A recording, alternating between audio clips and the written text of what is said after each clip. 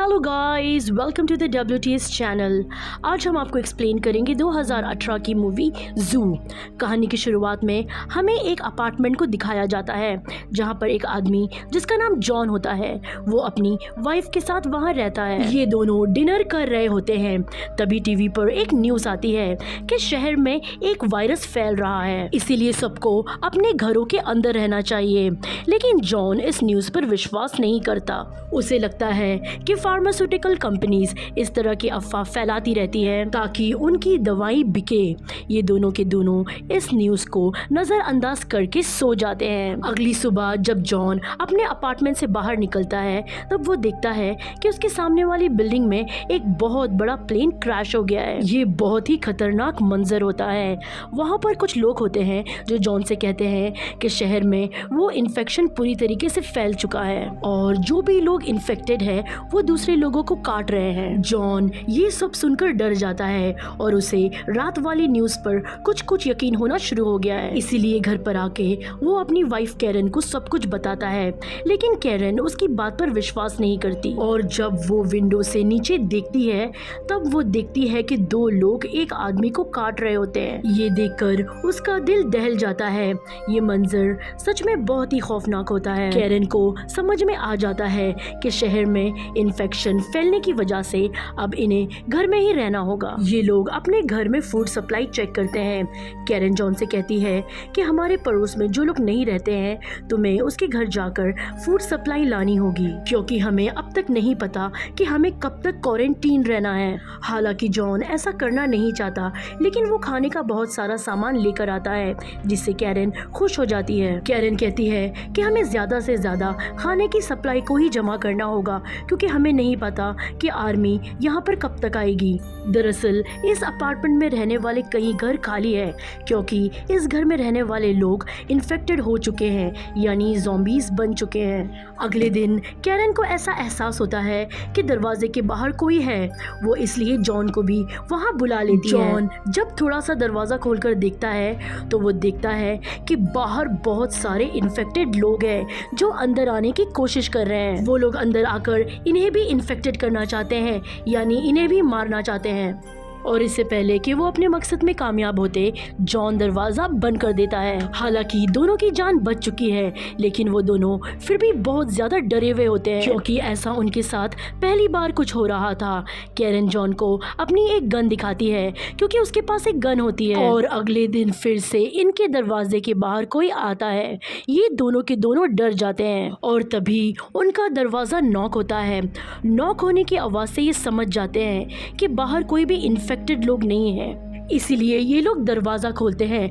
दरवाज़ा खोलने पर ये देखते हैं कि बाहर इनका नेबर लियो अपनी पत्नी के साथ है। वो कहते हैं कि हम अंदर आना चाहते हैं। कैरन इन दोनों को अंदर आने की अनुमति दे देती है। अंदर आने के बाद लियो बताता है कि जब हमारी बिल्डिंग में प्लेन क्रैश हुआ था तब हम दोनों के दोनों लॉन्ड्री रूम में फंस गए थे। वहाँ से निकलने में हमें 2 दिन लग गए। इसके बाद हम हमारे अपार्टमेंट में गए जहाँ पर हमने देखा कि वहाँ पर बहुत सारे ज़ॉम्बीज थे। अपनी जान बचाकर अब हम तुम्हारे घर पर आए हैं। हमने 2 दिन से कुछ नहीं खाया, क्या तुम हमें कुछ खाने के लिए दे सकते हो? जॉन और कैरन किचन के अंदर आ जाते हैं। इन्हें कुछ भी नहीं समझ आ रहा था कि इन्हें इनके नेबर्स को खाना देना चाहिए या नहीं। फिलहाल वो लोग ये तय करते हैं कि वो उन्हें खाने के लिए देंगे और वो उन्हें खाना दे भी देते हैं। फिर कैरन उनसे कहती है कि आगे तुम्हारा क्या प्लान है?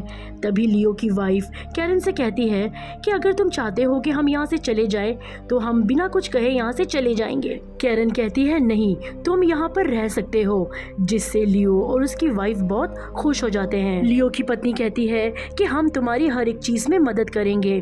कैरन कहती है इसकी कोई जरूरत नहीं, तुम हमारे घर पर मेहमान हो। अगले दिन ब्रेकफास्ट के बाद कैरन इन दोनों को कुछ ना कुछ काम दे देती है और खुद आराम से बैठकर जॉन के साथ टीवी देखना शुरू कर देती है। लियो की पत्नी को ये देखकर बहुत गुस्सा आता है। वो लियो से कहती है कि जब भी हमें मौका मिलेगा हम इन्हें मार देंगे। और अपना काम खत्म करने के बाद ये दोनों जॉन और कैरन के पास जाते जाते हैं तब ये देखते हैं कि वो लोग सोफे में ही सो रहे होते हैं। यहाँ पर लियो की पत्नी कहती है कि ये सही मौका है, हमें इन्हें मार देना चाहिए। तभी कैरन की आंख खुल जाती है। लियो की पत्नी कहती है कि हम कुकीज बनाने के बारे में बात कर रहे थे, लेकिन कैरन की वाइफ ने उन लोगों की बात सुन ली होती है। कैरन की वाइफ उन्हें कहती है कि हम मेहमानों से खाना नहीं बनवाते, कुकीज मैं खुद बनाऊंगी। इसके बाद वो कुकीज बनाने के लिए किचन में चली जाती है और उन कुकीज में वो नींद की बहुत सारी दवाई भी मिला देती है।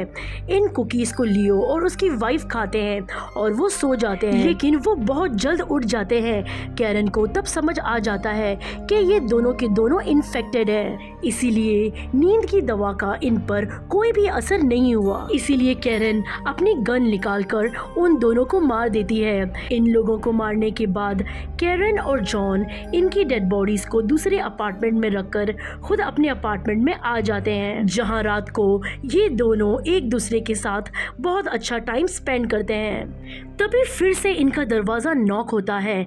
जब दरवाज़ा नॉक होता है तब कैरन दरवाजे के पास जाती है। तब वहाँ से आवाज़ आती है कि हम रेस्क्यू टीम में से हैं। कैरन बिना कुछ सोचे समझे दरवाज़ा खोल देती है। तभी बहुत सारे लोग अंदर आ जाते हैं। दरअसल ये एक गैंग होता है जो इन्हें लूटने के लिए आया होता है और अब ये गैंग के लोग इन दोनों को पकड़ लेते हैं। गैंग का जो बॉस होता है वो कैरन और जॉन को बताता है कि तुम्हारे अपार्टमेंट के सारे लोग इन्फेक्टेड हो गए हैं, सिर्फ तुम ही यहाँ पर बचे हुए हो। इसका ये मतलब है कि तुम्हारे पास ज़रूर कुछ कीमती चीज़ है जिसकी वजह से तुम यहाँ पर बचे हुए हो। जॉन कहता है कि मेरी सबसे कीमती चीज़ मेरी वाइफ है जो है कैरन। गैंग का जो लीडर होता है वो कैरन को कमरे में ले जाता है क्योंकि वो उसके साथ ज़बरदस्ती करना चाहता है। कैरन को तब वहाँ पर मौका मिलता है, इसलिए वो उसे मार देती है। तभी गैंग का एक और मेंबर रूम के अंदर आ जाता है। इससे पहले कि वो कुछ करता, पीछे से जॉन आकर उसे भी गोली मार देता है जिससे उसकी मौत हो जाती है। और अब ये दोनों इन दोनों की बॉडीज को अपार्टमेंट से बाहर रख देते हैं। कैरन और जॉन को अब ये समझ आ चुका है कि इस पूरी बिल्डिंग में इन दोनों के अलावा और कोई नहीं है, क्योंकि बिल्डिंग के आधे लोग इन्फेक्टेड हो चुके हैं और आधे लोग बिल्डिंग छोड़कर जा चुके हैं। इन्हें कुछ समझ नहीं आ रहा होता कि अब क्या करना चाहिए। तभी इन्हें हेलीकॉप्टर की एक आवाज़ सुनाई देती है। तब ये समझ जाते हैं कि रेस्क्यू टीम यहाँ पर आ चुकी है। ये जल्दी से विंडो के पास जाते हैं, ज़ोर ज़ोर से आवाज़ें लगाते हैं, लेकिन इतनी दूर से इनकी आवाज़ें कोई नहीं सुन पाता और ना ही कोई इन्हें देख सकता है। तब ये लोग फैसला करते हैं कि इन्हें यहाँ से निकलना होगा। ये अब दरवाज़ा खोलते हैं, तब देखते हैं कि बाहर बहुत सारे ज़ॉम्बीज़ होते हैं जो इन पर हमला करने के लिए इनकी तरफ बढ़ते हैं, लेकिन मजबूरी में इन्हें घर के अंदर वापस आना पड़ता है। ये दोनों बहुत ही ज़्यादा डर चुके हैं। यहाँ पर कैरन को एक ज़ॉम्बी ने ज़ख्मी कर दिया होता है जिससे उसका डर और भी ज़्यादा बढ़ जाता है। उसे डर लग रहा होता है कि वो भी जल्दी ज़ॉम्बी हो जाएगी। जॉन उससे कहता है कि तुम्हें डरने की कोई ज़रूरत नहीं है, जल्दी यहाँ पर रेस्क्यू टीम आएगी। मुझे पूरा विश्वास है कि उनके पास कोई ना कोई वैक्सीन ज़रूर होगी। रात को जॉन सो जाता है, लेकिन कैरन को नींद नहीं आती। उसे बहुत ज़्यादा भूख लग रही होती है और साथ ही उसे अजीब अजीब से विजन्स आ रहे होते हैं, इसलिए वो दरवाजे की तरफ बढ़ती चलती है। और उससे पहले कि वो दरवाज़ा खोलती, जॉन उठ जाता है। वो कैरन से पूछता है कि तुम कहाँ जा रही हो। कैरन कहती है कि मुझे नहीं पता, मेरे अंदर अजीब अजीब से बदलाव हो रहे हैं, मुझे अजीब अजीब से विजन्स आ रहे हैं, मैं नहीं समझ पा रही हूँ कि मुझे क्या हो रहा है। हालांकि मैंने खाना खाया लेकिन मेरी भूख नहीं मिट रही। यहाँ जॉन समझ जाता है, इसलिए वो अपना हाथ काटकर अपना खून उसे पीने के लिए कहता है। और फिर जब कैरन उसके खून को पीती है तो उसकी भूख मिट जाती है। कैरन कहती है कि आज के बाद तुम ऐसा नहीं करोगे। जॉन कहता है कि ये मेरी चॉइस है, मैं चाहता हूँ कि तुम मेरे साथ ही रहो ताकि जब भी रेस्क्यू टीम आए तुम्हें वैक्सीन देकर पूरी तरीके से ठीक कर दे। मैं तुम्हें खोना नहीं चाहता। कैरन कहती है कि तुम अपने घाव यानी जख्म को ढक लो। क्योंकि उसकी खुशबू मुझे तुम्हारी तरफ अट्रैक्ट कर रही है। जॉन ऐसे ही करता है और अब दोनों के दोनों यहाँ पर फ्यूचर प्लानिंग करना शुरू कर देते हैं कि जल्दी यहाँ पर रेस्क्यू टीम आएगी और उसके बाद कैरन ठीक हो जाएगी, इनका परिवार बढ़ेगा, इनके बच्चे होंगे, फिर इन्हें बड़े घर की ज़रूरत पड़ेगी। और इन सपनों में दोनों के दोनों खो जाते हैं। तभी कैरन को एहसास होता है कि उसके अंदर जो एक ज़ॉम्बी पल रहा है वो आहिस्ते आहिस्ते उस पर हावी हो रहा है। अगले दिन जब जॉन की नींद खुलती है तब वो देखता है कि बाथरूम में एक लेटर होता है जो कैरन ने उसके लिए छोड़ा होता है। उसमें लिखा होता है कि तुमने मेरी पूरी की पूरी ज़िंदगी बदल दी, मैं तुमसे बहुत प्यार करती हूँ, लेकिन अब मैं पहले की तरह नहीं रही और अब तुम्हें मुझे मुक्ति देनी होगी।